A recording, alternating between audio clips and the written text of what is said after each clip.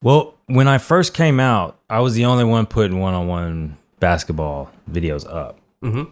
And this is a good lesson I can tell to your viewers who are interested in developing content is never take traction for granted. On the 63rd episode of Passion in Progress, we talk one-on-one basketball with Verse One Federation. Verse One Federation is the brainchild of John Rambo, otherwise known in the basketball community as Big Brother. His channel filming one-on-one basketball games is about to hit 100,000 subscribers. We dive deep into what we think is working with his channel and how it's about the story behind the characters in Verse One Federation that really makes his content stand out. Without further ado, let's move into episode 63 of the Passion in Progress show with the one-on-one basketball YouTube channel, Verse One Federation. What is up, Mercedes? Javier Mercedes here for yet again another Passion in Progress show where we talk to inspiring individuals and hopefully through hearing their stories, you too are motivated to go out and pursue your passions. I'm here with the one, the only John Rambo from Verse One Federation. How you doing today, man? Be there. Tell them what you do, man. We do one-on-one battles on basketball. So we just pick two players maybe in a rec center or somewhere that found out about our channel and they're really good, and we put them up against each other. How long you been doing it? I want to say 2010. 2010. It's a YouTube channel, correct? Yes. People playing one-on-one against each other, and like, how did you get into it? Because at this point, I just want to give context to the audience. Like, each one of these videos on average gets like 5,000 to 10,000 views right now. Explain like what goes into making a Verse One Federation video. We've gotten to a point where, we have a little bit of a following. So when I approach a basketball player now and let them know what we do and show them we have a YouTube channel, there's already kind of an interest in getting involved. If I go back to 2010 or whatever, when I started, things were very new. Like, even Facebook was new to me. Like, I know I had already been going, but when I realized I had friends from high school, this is the truth, I actually wanted to show off my basketball skills. Okay. So that was the initial thing, was like, I wanted to impress people, and specifically a girl that I used to like. I wonder how many ideas start from wanting to impress a girl. So anyway, I won the first game. And so my plan was to go on a winning streak and be kind of like the hero. But instead I lost pretty much right away. So in the second game, I'm already losing. So I was like, well, how can I just trip and keep going? So I was like, well, let me find somebody to play that guy. So I found somebody else to come beat that guy. And then it was like, okay, well, now we got a new champ. That's what we were calling him. You're the whoever's winning is the champ. And then we wanted to add height categories, because just to make it more like competitive, because you could have like a 6'5" guy going up against a 5'8" dude and just kind of like back him down. So it's not really fair. So I developed height categories. Every 4 inches is a new category. And there's many people playing that you have that much. Yeah, there's different styles of basketball. Yeah. And that's another thing that's really intriguing to me, is you have the guy that does the bang bang in the post, in the paint, and has the footwork. Then you got the guy that does the step back and shoot like Curry. So there's just different styles. I always thought of it like kind of like martial arts. Yeah. I don't know if I answered your question. Oh, no, for sure. Talk about chess and how it relates to what you do with Verse One. Chess uses an algorithm, kind of like the Elo. They call it the Elo Rating System, where a person starts out at a 1200 value, and then when they beat somebody, they take some of their Elo rating points and add it to them. So if you beat a really, really good player, you'll get a lot more points than if you beat a sorry player. And if a sorry player beats you, then you're going to lose a lot more. We use the Elo Rating System with the basketball players. It's a one-on-one sport, which Elo works really well for that. And so over many games, the Elo gives you a good idea of what their skill level is, because it's not like one game could be a fluke. You hit a bunch of threes and you got lucky. But over many, many games, it's a really reliable system. So we use the Elo for our players, and we have leaderboards and height categories. And that's all within your app? Yeah, we have an app. See, this is another thing. This is like history in the making, because I had heard about Tinder. The whole idea of geolocating people. Yeah. And that's the technology that I was intrigued by. I was like, okay, we geolocate. We could have basketball players meet up on a court somewhere and just play for Elo points. So I pitched my idea to a bunch of app developers, and I finally found somebody that was like, I love what you're doing and I believe in you. I'm not going to charge you like what it would normally cost. Yeah. He built me a really cool system, and in the app, basically, you just put in, I won, I lost, or cancel game, because there could be any number of reasons to cancel the game. Yeah. But as long as both players agree, then the algorithm will process the new rating and it'll show up on the leaderboards. And before that, I'm assuming this is where the geolocation comes into play, where if somebody's near you and you want to play against them, you can send out challenge. Yeah, you can challenge. Right now, you can challenge specific people, but we would like to have it to where you could say, I'm going to be at this goal. And so you create an open challenge. Oh, I'm going to go shoot down at this goal at this time. And there's an open challenge. And everybody in the system can look and be like, oh, there's a player playing at the park down the street. And then you can accept the challenge and go down there. Did you see a lot of people using the app in the beginning? Yeah, we have some very loyal fans that have been with us from the very beginning. And they've seen me try a bunch of different things and fail. Mm-hmm. And so they're kind of rooting for me. I always think like, oh, this video is going to be the one that blows up and goes viral, you know, but it's always like, you know, I think there was one or two videos that just, I don't know. I don't even know why. They're cool videos, but for some reason they took off, you know, and that's always kind of what you hope for, you know. But now I believe that once those people watch, it's about making them come back. I think we spend a lot of time trying to get people to find us when we need to spend more time for those few people that do find us they had a good experience. They were able to feel something that makes them want to be a part of your audience. How are you doing that now with the content that you make? Forever, I was only delivering one feeling, one emotion, I think. I'm simplifying this, which is like the competitive, and I would say that would be like the endorphin rush maybe of a competition. Yeah. So that was the drug that I was dealing. That is only that's a very niche feeling. So where I'm at now is I'm trying to give people all the good feelings. I want people to feel the dopamine and whatever it is that is new to somebody. And I think to do that, you have to have story. So I'm transitioning into, instead of just setting up a one-on-one game, I'm trying to find the stories and tell it in such a way that my audience will be invested, you know? Yeah, looking at some of your most recent videos, I can definitely see it. Can you talk about how you went from just filming people doing one-on-one, saying, hey, do you want to be on the YouTube channel and everything, to what you're doing now with the story-driven content? How do you approach getting that back end and having people latch onto people's stories, or being invested in the people or while they're watching the game?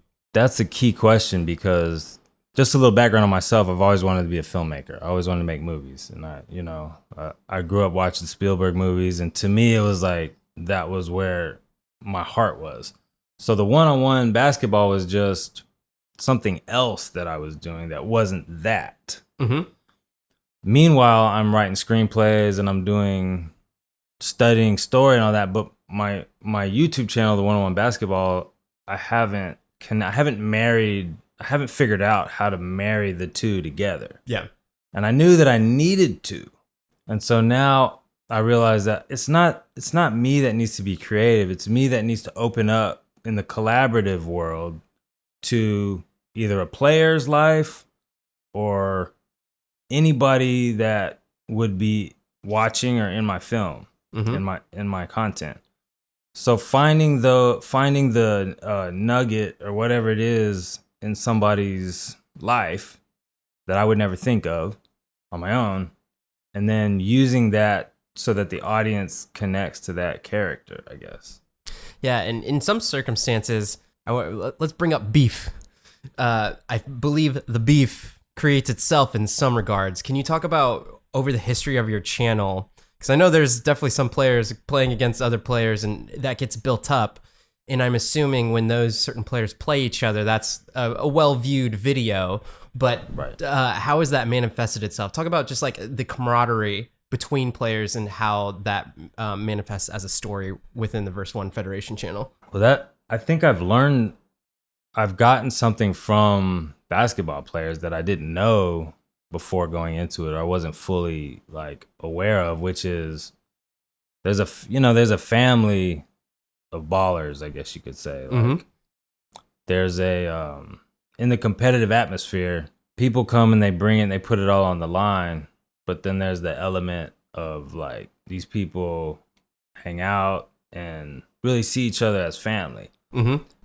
And so I've never, I didn't grow up playing basketball. So when I started to see that family camaraderie, that really hooked me. Can you talk about specific players? Because when I've looked at your content, I believe like Kato is a really big one. Or Kato, yeah, sorry. Kato. Kato. When he takes the court, he definitely has some swag to him. Can you explain like there's definitely a storyline there. Yeah. Can you talk about who he is and what he's brought? These personalities that we have are sometimes so big, or I learned to just back up and let these personalities come out and not try to control the story. Yep. So, and by doing that, I'm learning a lot more. So Kato's just a confident player that we have that talks good game. But we have so many. That's the thing. It's like there's definitely these key people like Kato, D-Train, G. Cole. Mm-hmm. There's people that come into it and they make a name for themselves and they hang out. So it's almost like there's these eras of players. And Kato's been there from the very beginning. Just now, he's like a friend. He's like family to me. Mm-hmm. One of the things I think is a great attribute to your channel and what you do is like you said, the competition between each person. And I find that when you're watching your videos, you see one person will completely dominate one game. And then you'll be like, I'm going to click on another video because that guy's not going to come back, or he's just like completely killing them. And then the next game, he'll get skunked. Or like they'll come back. I didn't even know what the word skunk was until I was watching your videos, by the way. That you could win by 10-0. That's what I mean by skunk. Yeah, yeah, blowout. Yeah, and then by the third game, you're invested because you want to see like, oh, who has the balls to win this thing? And then they go neck and neck for the whole 3 rounds. What are some of the best competitions that you've seen on your channel between people, and have you seen people grow from competing? Yeah, well, people have a habit of getting good at something and then they're good in their particular circle. So what Verse 1 does is we're pulling players and you don't know what circle of talent they're coming from. And so you'll see players that think they're really, really good, but then they'll play a real badass and they lose, and it's a humbling experience. And then what happens, not always, sometimes they retire from basketball. But Verse 1 putting people out of business. Yeah, like, oh, I thought I was good. My mother lied. But they'll come back, and that's the heart. That's where the heart comes into it, because they'll lose, and they'll go and they'll start running, or they'll do something. They'll practice, and then they'll come back and start to dominate. There's this new guy named Jado. He's a perfect example. He's taken several losses on camera, but he kept on coming back. And he kept on getting better. So now he's actually developing a name for himself. He played one of the people from New York, didn't he, Hook? Yes. That was a good game. Yes. That was a great game. And there was a lot of tension. Yes. We call it the heated game. Let's give a good comparison here. So Jado just played the younger kid, Jeremiah. Jeremiah, 15-year-old. Yeah, Jeremiah. And he also played Hook. If you look at both of those videos, which I recommend you do, it's a complete contrast in what goes on between the players and what's happening, just the atmosphere of the game in general. Like Jado himself is like, just want to get here, get some wins, get some dubs and everything. And then with Hook, then it's just like, nah, man, we're here to play, and I'm here to dominate, and you're going to lose. I'm completely taking this whole story away from you, but I just found that this concept between video to video and the atmosphere between person to person, even though it's the same player, it completely attributes itself to the overall story that you're talking about, coming back and coming back and coming back to watch more people and J-Do grow in his own story, which I think is really cool.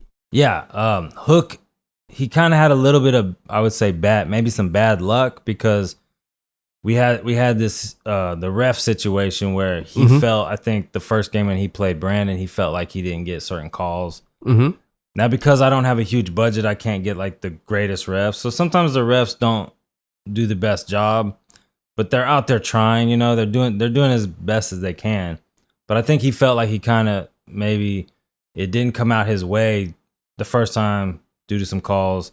And then again, it kind of happened again where he came into this game and he was like, you know what, I'm not just gonna sit back and let these guys cheat me, is what I think. I'm not saying that he was saying that, but I'm saying in his mind, he felt like he needed to come back and be a louder voice. So he came into the J-Do game ready to protest any BS calls. See, now I'm getting even more backstory on it. I'm even more invested now. Yeah. And so he came out and he wasn't going to take any shit. So as soon as he felt like calls weren't going his way or something, he was speaking up, which is good. You know, they're both looking to the ref like, you know, this guy's getting away with, you know, and it escalated, and it's great content. Yeah, I will say the one with J-Do and Hook is great content from the sense that there's so much tension there. And then the one with Jeremiah is just because they're playing a really good game between each other. It's just like really clean. There's always defense and other things like that. Speaking of, what would be your general opinion of how much defense is played by the people in one-on-one on your channel?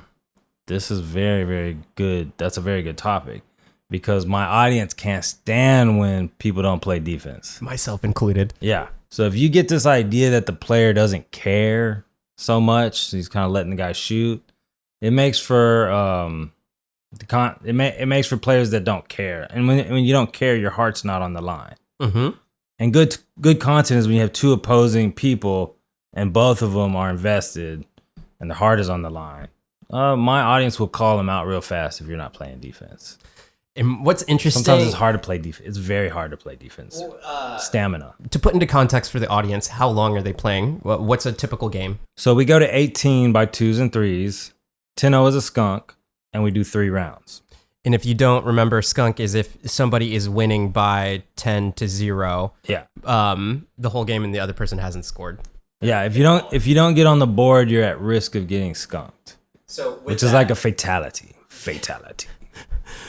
And what I find interesting is sometimes people can be so talented that they don't have to play defense, and they'll just sit back and they'll do that step back and they'll just hit threes. And the video will be a lot shorter because they're just like, they're making the threes.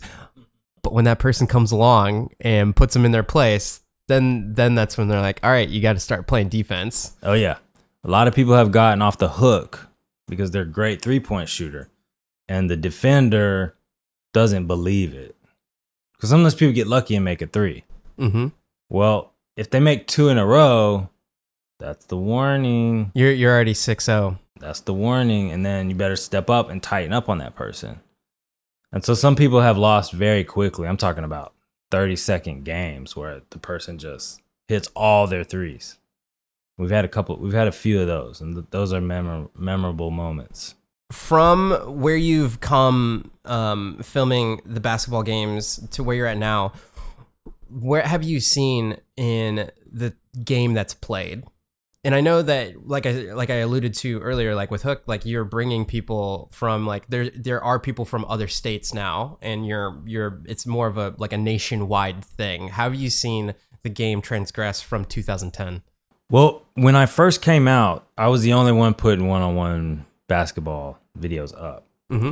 And this is a good lesson I can tell to your viewers who are interested in developing content, is never take traction for granted. If you start to get traction and then you stop making a product, you've lost the traction that you have. And you may still have some people that will watch your channel, but never take traction for granted. I had all this traction for a while and my camera went down, and then for 2 months I didn't put out a video. in my mind, I was like, I'll just pick up right where I left off. But what happened is there were other people now coming out with one-on-one games, like other popular players that played games that also played basketball were putting one-on-one. So all of a sudden I had more competition.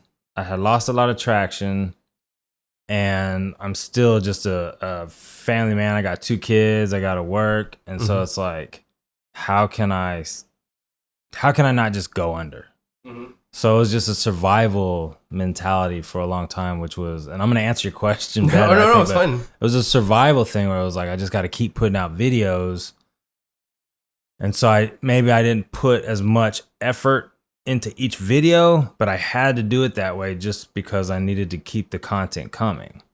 So now I'm at a point where it's all about the making sure that I deliver the emotional content that I need to keep the viewers engaged.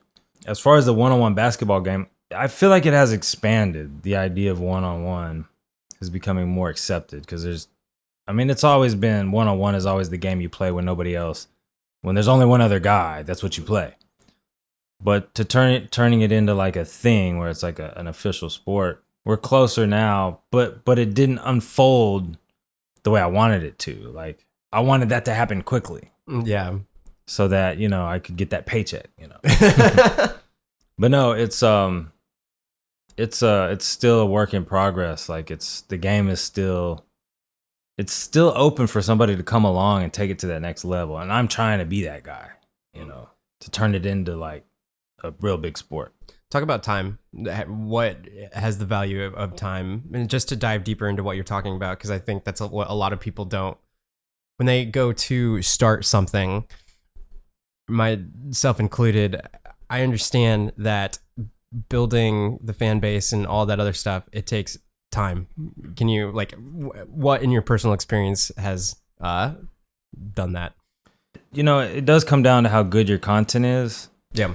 And so if you maybe 2 or 3 people are watching your videos, right? Just say you start a YouTube channel and you got 2 or 3 people coming back. But if you don't deliver an experience where they feel something, then they may not, more than likely will eventually not come back.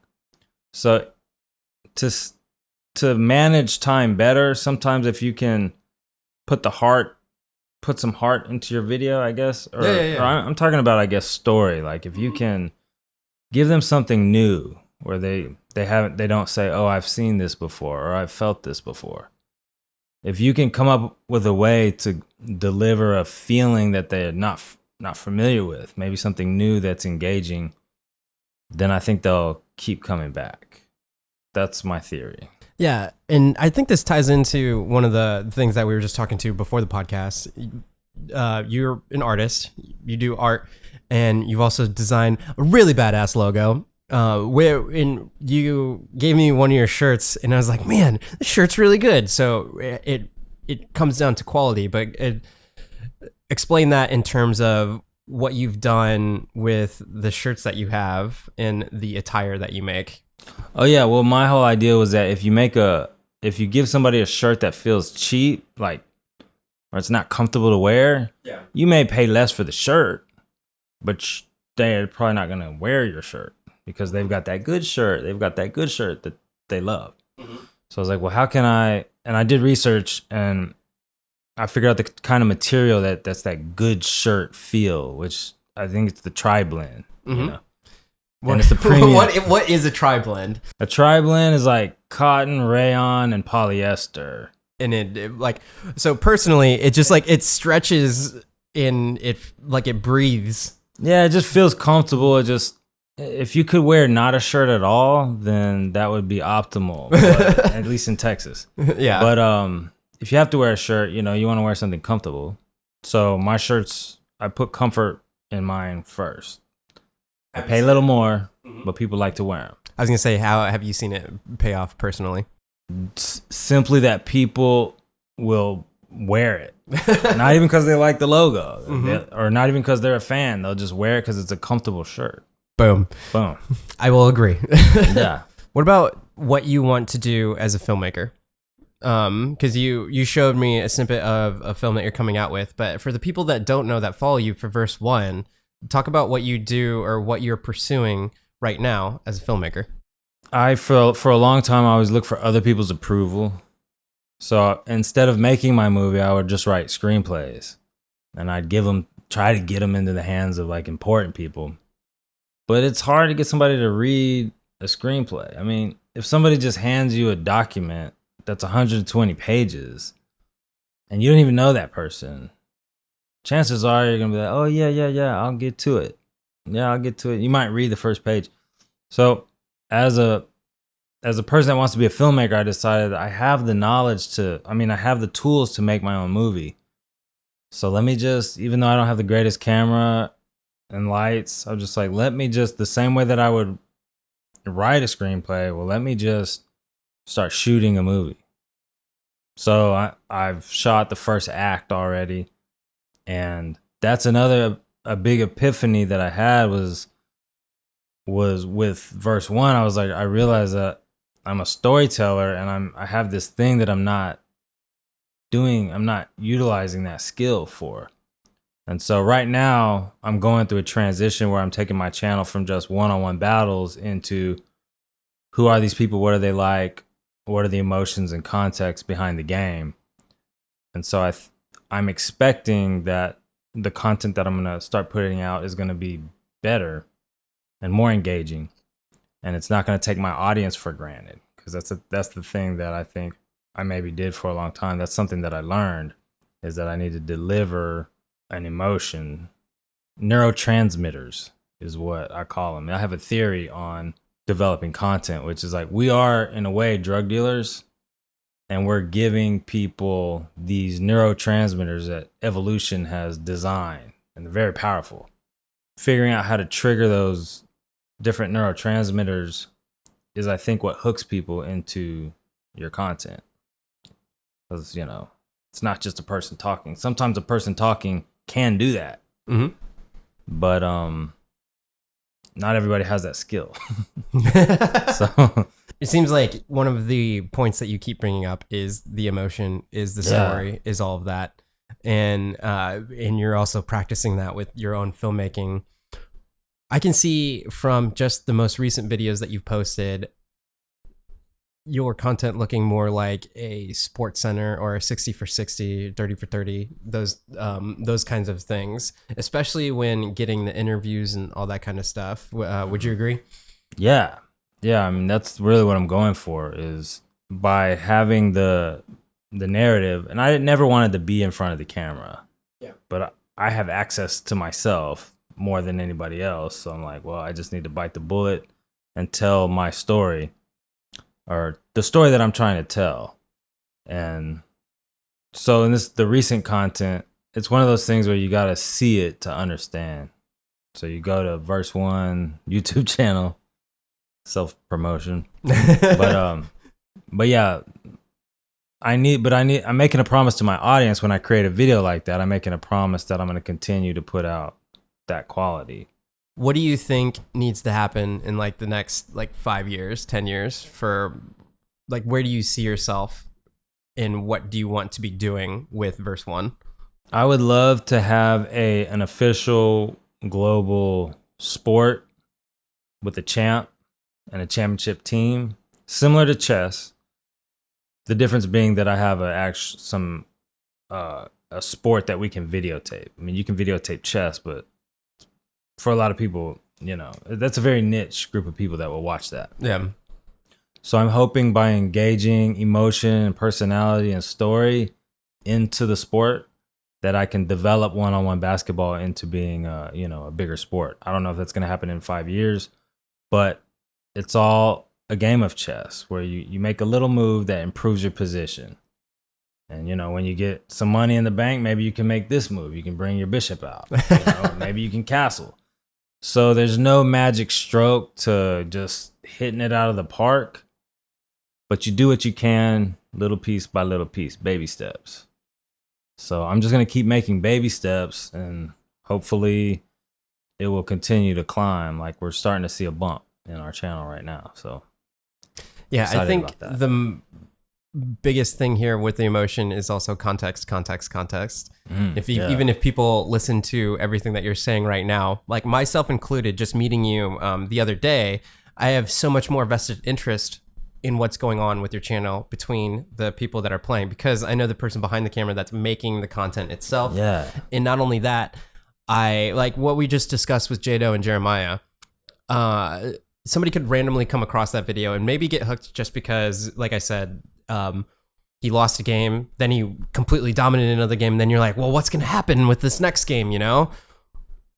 But if you see the videos over a period of time, it may not be the same character, but then you can see your own development, just like you were saying. Some of the OGs are like, they're just like, they want you to succeed in whatever you're doing. So I think it's really cool knowing that you want to bring more context to the content that you're making. That is a hard lesson learned, and I think any content developer should really consider that. You know, when their audience, they have an audience that's opening up and paying attention, right? They call it paying attention. So you're actually paying some of your time to a video, and you're waiting to have an experience. And if you don't get that, it's the fault of the content creator for, you know, not engaging you, I guess. It's like you go see a bad movie, you know, and you never get into the character. Yeah. So that's kind of, for me, it's like, let's find out who these people really are so that we can invest in the character. And when they lose a game or win a game, we get to feel that emotion with them. That's kind of the idea. That's awesome. 2 questions that I ask at the end of each podcast. Why do you do what you do? For that money? No. No. Well, there's not a lot of money. There's not a lot of money right now, but I'm hoping there's an entrepreneurial side, and then there's a creative expression side. Mm-hmm. So I initially approached one-on-one kind of as an entrepreneur, thinking that it would just turn into something cool right away. And it's taken a long time, but I think it's coming. But now I'm marrying my creative expression to the one-on-one sport. And so I feel like, you know, I'm making a promise that I'm going to start delivering content that's going to keep people coming back. So I just need to keep that mindset. And that's why I ask you to check out my videos. You know, I send my videos, and when I'm really proud of something, I'll send it to people, you know, because I'm proud of it. From where you were at 2010 to where you've gotten today, was some advice to inspire individuals to go pursue whatever they are passionate about, like you, to Verse 1 Federation? Take the time to search your heart, and there's something deep, deep, deep down in there that you're compelled to do. And for everybody, it's different. So figure out what it is that you feel like the reason why you're here. That important, you know. Find that place and let that be the core of where you bring your creativity from, of what you pursue, your passion. Boom. Where can people find you? You can find me, you can find my channel. It's just Verse 1 Federation, or if you can remember, V1F, V, the number 1, the letter F. You can find me on Instagram. My art page is Ramborg Art, Ramborg_art. But my basketball is Big Brother V1F. Well, thank you so much for your time, man. Salute. Thank you guys for watching. Check us out. Yeah, definitely check out Verse 1 Federation. If you watch one of his videos, you'll definitely get an inkling of what kind of content it is. And if you sit through, you'll get hooked, because you start to root for one of the characters in the story. You become that guy. Yeah, you want the underdog to win, or you want this person to keep winning, or whatever is happening within the confines of that video over time. I think it's really cool what you do, man. And you as well. Passion and progress. Cheers.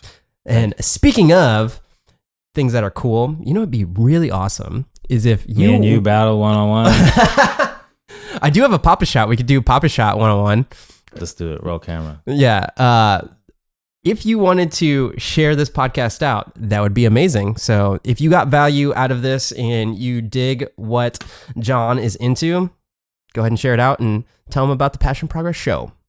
Until next episode, live a life of abundance, and I'll see you guys next time. Peace out.